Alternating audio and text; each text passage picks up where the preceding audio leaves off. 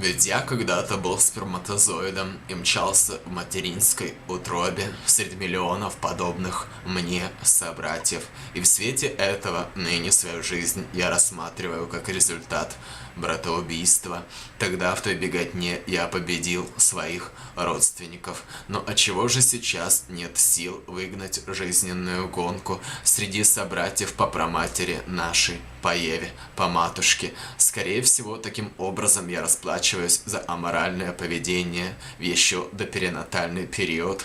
Подумать только, я зачался, рос, развивался, барахтался резво в водах околоплодных, быть может, смеялся сам себе и в шутку дергал за пуповину. Мама, я здесь. Затем свет и собственный вопль, голоса врачей. Первый вздох, кроватка, Мишка, мягкая пища.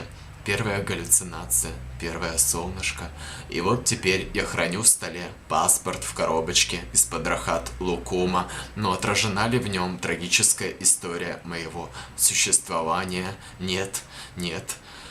Нет, девушки, глядя на меня, думают, должно быть симпатяшка, но ведают ли они, что во мне мчатся безумные, безголовые, безрукие и безногие наши сыновья и дочери, только тельце и хвостик есть у них, а у одного из тьмы прочих будет жизнь, у других в небытии общий гробик. А мы еще, гады, жалуемся, что жизнь у нас плохая, а ведь могли бы и не родиться, могли бы лежать в виде распавшихся атомов, никто из прохожих не сказал бы «се человек».